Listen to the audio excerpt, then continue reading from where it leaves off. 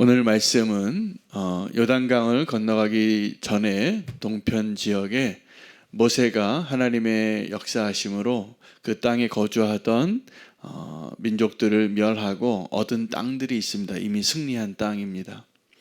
그 땅을 먼저 우리에게 달라고 요구하는 두 지파 반, 세 지파가 있었기 때문에 이제 이 사건을 처리하면서 모세가 어떻게 그들에게 약속을 맺게 하고 하나님께서 그 이기적인 요구들을 바꾸어서 하나님 나라의 그 공동체의 목적을 이루는 데 사용하는가를 발견하는 본문이 되겠습니다.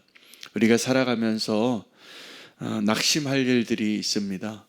근데 모세가 이 좋은 땅을 먼저 갖겠다고 나서는 갓 자손, 또 르우벤 자손, 므낫세 반 자손 이 지파들의 요구를 통하여서 이스라엘 가운데 낙심케 되어지는 일이 이루어진 것을 이야기합니다. 무엇을 통해서 그들의 요구를 비유하냐 하면 이전에 그 약속의 땅을 정탐했을 때 12명의 정탐꾼이 갔는데 10명의 정탐꾼들이 와서 이야기한 것이 너무나 솔직하게 너무나 자기의 생각 그대로 판단 그대로 이야기한 것이 너무나 믿음이 들어가지 않은 말로 자기가 느낌 그대로 말한 것이 이스라엘 자손을 다 낙심케 했다라는 사실입니다. 그런데 그때 하나님의 마음에 기쁨이 있고 그래도 하나님이 칭찬하여서 여호수아와 갈렙만은 믿음으로 보고했기 때문에 하나님께서 그 두 사람은 끝까지 약속의 땅에 들어가겠다고 약속하십니다. 그리고 그 마음을 무너뜨리게 했던 10명의 정탐꾼과 함께 마음이 무너졌던 이스라엘 사람들은 너희 가운데 이 두 사람 빼고 아무도 못 들어간다라고 말씀하신 겁니다.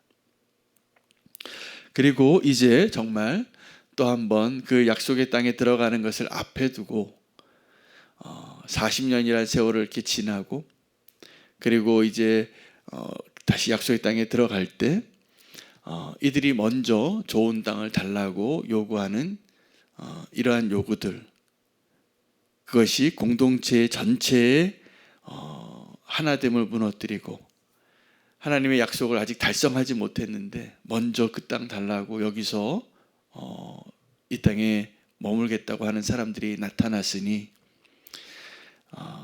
모세에게는 또 한 번의 도전이 된 것 같습니다. 우리는 이렇게 함께 공동체의 사명을 감당할 때 이렇게 이기적인 사람을 보죠. 오늘 이 사람이 이 세 지파가 그 먼저 이기적으로 요구를 했기 때문에 그때 하나님께서 이 일을 어떻게 다루셨는가를 우리는 꼭 배워야 할 것 같습니다. 하나님께서 그 이기적인 요구를 하는 그 사람들에게 언약으로 통하여 그들이 다시 한번 헌신할 수 있는 기회를 갖게 하는 겁니다. 그들이 약속합니다. 우리 자녀를 위하여 양떼를 위해서는 여기다 집을 짓겠으니 우리가 앞장서겠다고, 무장하고 앞장서겠다고. 나머지 9지파는 사실은 같이 이동하니까 그 약속의 땅을 향하여 나아갈 때, 정복할 때 다 자기 자녀와 부녀자들을 함께 데리고 가기 때문에 아무래도 이렇게 자유롭게 헌신하여 싸울 수 있는 사람이 아마 없었을 겁니다. 그런데 이들이 약속합니다. 우리가 우리 땅을 여기 먼저 주신다면 우리가 앞장서겠고 끝까지 싸우겠고 그 땅에서 우리의 몫을 요구하지 않겠다고. 결과적으로는 진짜로 그들이 그 약속을 지키게 되고 이스라엘 12지파가 다 함께 그 땅을 나눌 때 그들은 이미 약속받은 땅을 갖게 되는 것이죠. 하나님이 이 상황에서 어떻게 하시는가를 우리가 지금 배울 필요가 있습니다. 우리에게는 이 이기적인 동기와 공동체를 위한 헌신, 그리고 하나님 나라를 위한 헌신이 갈등할 때가 많습니다. 나를 위한 것을 먼저 취하고 싶은 마음을 갖고 있는 것, 우리는 아마 그러한 마음들을 누구나 다 갖고 있을 것입니다. 하나님께서는 그러한 이기적인 동기들까지도 공동체의 목적을 달성하기 위하여 그 요구들과 그 목소리와 그 생각들까지도 사용하셔서 하나님께서 그 뜻을 이루시는 분이시라는 것을 우리가 오늘 배우는 겁니다. 그들이 약속합니다. 그리고 모세가 그들에게 너희가 말한 대로 이 약속을 지키면 하나님께서 그 땅을 너에게 꼭 주실 것이라고 내가 약속한다. 그러나 너희가 그 약속을 지키지 못하면 너희의 죄가 너희를 찾을 것이다. 여러분, 우리는 지금도 나의 이기적인 동기를 가지고 살아갈 때와 어떤 공동체 전체의 목적을 위해서 살아가는 것이 갈등할 때 정말 우리를 행복하게 하고 우리에게 유익이 되게 하는 것이 무엇인가 한번 생각해 볼 필요가 있습니다. 우리가 정말 힘든 일을 당하는 것, 그리고 우리가 불행해지는 것, 훨씬 더 고난한 길을 가게 되는 것의 근본 이유에는 내가 너무 이기적인 데 있습니다. 어떤 좋은 기회가 있을 때, 내가 선택할 수 있는 기회가 있을 때, 하나님께서 그 자리에 그런 은혜의 기회를 허락하셨을 때, 마치 아브라함과 롯이 함께 있을 수 없어서 땅을 정할 때 롯이 먼저 그 땅을 취하잖아요. 더 좋은 땅을. 이게 이기적인 거죠. 만약에 둘이 같이 나누어져야 한다면 좀 양보하고 정말 아버지 같은 아브라함에게 먼저 선택하시라 라든지, 아니면 자기가 판단하기에 이 더 좋은 것이 있으니 삼촌이 가져가세요 이렇게 양보하든지, 이게 아름다운 모습이고 우리는 그런 모습을 볼 때 아마 그것이 아름답다라고 생각하고 합리적이고 당연하다고 생각할 겁니다. 그런데 우리 가운데 이기심이 발동을 하면 지금 내 눈에 좋은 것을 먼저 취하고 싶어서 그것을 취하겠죠. 근데 결과적으로 그런 나의 자기를 사랑하는 그 마음이 나를 정말 행복하게 했는가 한번 생각해 보실 필요가 있습니다. 나를 사랑하여서 내가 먼저 그것을 택하려고 하는 것들이 정말 나에게 유익이 됐던가? 생각해 보면 그렇지 않은 때가 훨씬 많습니다.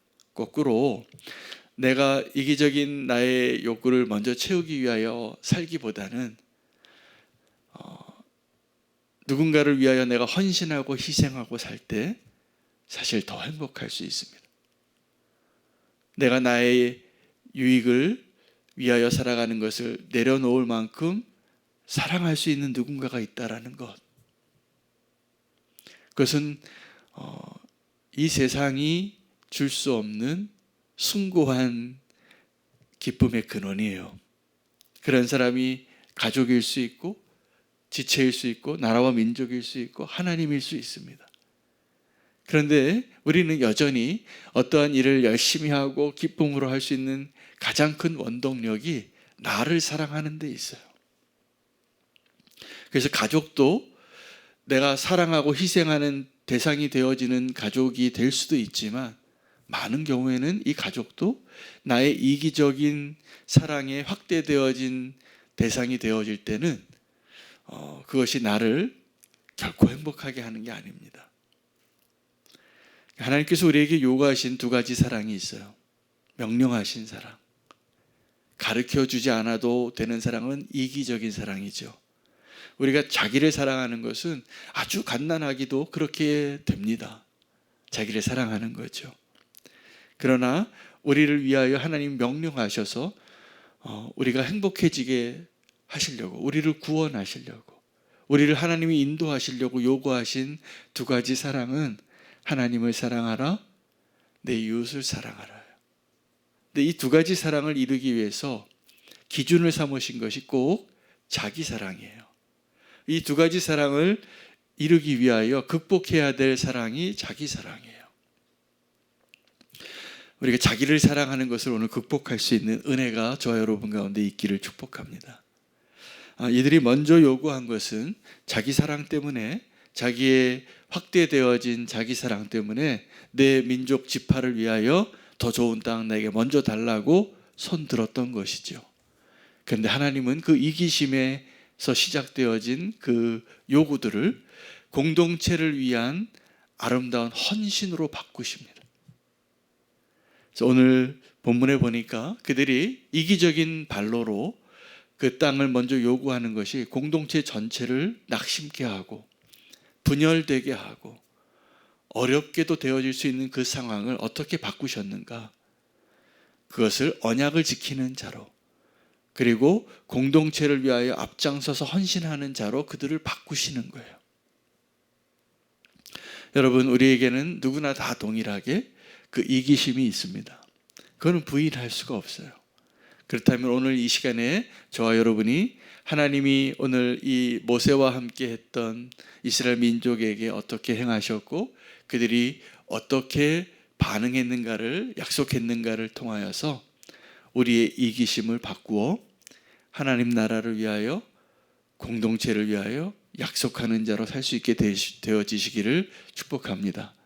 그래서 우리가 내가 어떤 이기적인 욕구로, 동기로 어떠한 것을 먼저 취하고 행동하고 말한 것이 있다면 그것을 바꾸어 선을 이루실 수 있도록 하나님이 나에게 말씀해 주시고 인도하시는 것을 기억하시고 결단하고 언약하는 자리에 서시기를 축복합니다.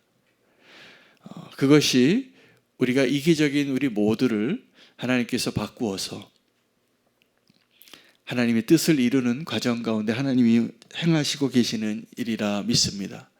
하나님은 이기적인 나의 동기까지도 협력하여 선을 이루시는 분이십니다. 하나님은 그런 이기적인 나 같은 존재를 택하시고 후회하지 않으시는 분이십니다. 그래서 우리 가운데 오늘 주님이 함께 하셔서 동행하셔서 그 믿음의 일들을 통하여, 그래서 그 하나님의 뜻을 이루기 위하여 필요한 게 보니까 믿음, 소망, 사랑인 것 같아요. 우리는 여전히 연약한데 이 일을 신뢰할 만, 우리는 낙심케 하는 너무나 이기적인 존재잖아요. 지금도 우리가 원하는 것은 그거일 수 있어요.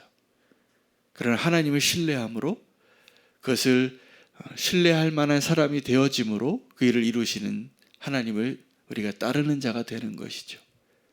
그리고 그 일을 이루실 하나님을 소망하고, 그리고 그 일을 가능하게 하는 일은 무엇으로 가능합니까? 정말 사랑하는 것으로. 주님이 우리에게 명령하시는 거예요. 우리는 근본적으로 태생적으로 이기적인 자들인데 그런 이기적인 자들을 바꾸어서 하나님 나라를 위하여, 이 공동체를 위하여 헌신하게 하는 자로 바꾸시는 거죠. 어떻게 가능합니까? 사랑하면 됩니다. 사랑하면 됩니다. 정말 우리가 우리를 행복하게 하고 우리를 구원케 하고 우리를 지탱해 주는 것이 결국 주님께서 우리에게 요구하시는 그 사랑이에요. 이 불가능해 보이는 자기를 사랑하는 것을 극복할 수 있는 그 사랑, 하나님이 우리에게 명령하신 그 사랑, 하나님을 사랑하고 이웃을 사랑하는 그 사랑이 오늘 주님의 명령이고 주님이 우리에게 약속해 주신 것이라 믿습니다. 오늘 이 말씀 가지고 공동체를 위하여, 또 주님의 나라를 위하여, 또 하나님을 위하여 헌신하는 자가 되게 해 주시옵소서. 더 사랑하게 해 주시옵소서. 오늘 이 말씀 붙잡고 결단하고 기도하겠습니다. 오늘 함께 기도할